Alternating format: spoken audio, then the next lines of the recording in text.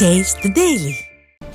ஞான முதல்வனாம் விநாயகர் பெருமானின் திரு அவதார திருநாளான விநாயகர் சதுர்த்தியை மகிழ்ச்சியுடன் கொண்டாடும் மக்கள் அனைவருக்கும் அதிமுக பொதுச் செயலாளர் எடப்பாடி கே பழனிசாமி விநாயகர் சதுர்த்தி வாழ்த்து தெரிவித்துள்ளார்.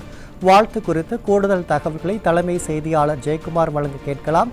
தகவல்களை வழங்க ஜெயக்குமார். வணக்கம். அனைத்து இந்திய அண்ணா திராவிட முன்னேற்ற கழகத்துடைய பொதுச் செயலாளரும் சட்டமன்ற எதிர்க்கட்சித் தலைவரும் தமிழ்நாடு முன்னாள் முதலமைச்சருமான புரட்சித் தமிழர் எடப்பாடி கே பழனிசாமி அவர்கள் விநாயகர் சதுர்த்தி திருநாள் வாழ்த்து தெரிவித்திருக்கிறார். அவர் வெளியிட்டிருக்கக்கூடிய வாழ்த்துச் செய்தியில், ஞான முதல்வனாம் விநாயகர் பெருமானின் திரு அவதார திருநாளான விநாயகர் சதுர்த்தியை மகிழ்ச்சியுடன் கொண்டாடும் மக்கள் அனைவருக்கும் எனது நெஞ்சார்ந்த விநாயகர் சதுர்த்தி நல்வாழ்த்துக்களை தெரிவித்துக் கொள்கிறேன் என்று தெரிவித்திருக்கிறார்.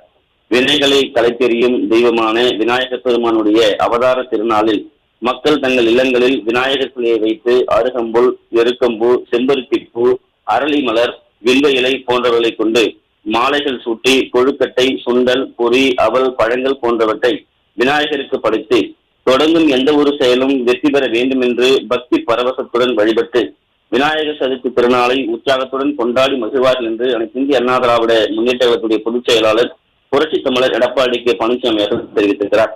பிரணவ பொருளாக திகழ்ந்து வேண்டுவோருக்கு வேண்டியதை வழங்கும் விநாயகர் பெருமானுடைய திருவருளால் அனைவருக்கும் அன்பும் அமைதியும் நலமும் வளமும் நிறைந்த வாழ்வை அருள வேண்டும் என்று எல்லாம் வல்ல விநாயகர் பெருமானை பிரார்த்தித்து அனைவருக்கும் புரட்சித் தலைவர் எம்ஜிஆர், புரட்சித் தலைவி அம்மா ஆகியோரது தூய வழியில் எனது உளமார்ந்த விநாயகர் சதுர்த்தி வாழ்த்துக்களை மீண்டும் ஒரு முறை உரித்தாக்கிக் கொள்கிறேன் என்று அனைத்து இந்திய அண்ணா திராவிட முன்னேற்ற கழகத்துடைய பொதுச் செயலாளரும் சட்டமன்ற எதிர்க்கட்சித் தலைவரும் முன்னாள் முதலமைச்சருமான புரட்சி தமிழர் எடப்பாடி கே பழனிசாமி அவர்கள் விநாயகர் சதுர்த்தி திருநாள் வாழ்த்துச் செய்தியில் தெரிவித்திருப்பது குறிப்பிடத்தக்கதாக இருந்துச்சு.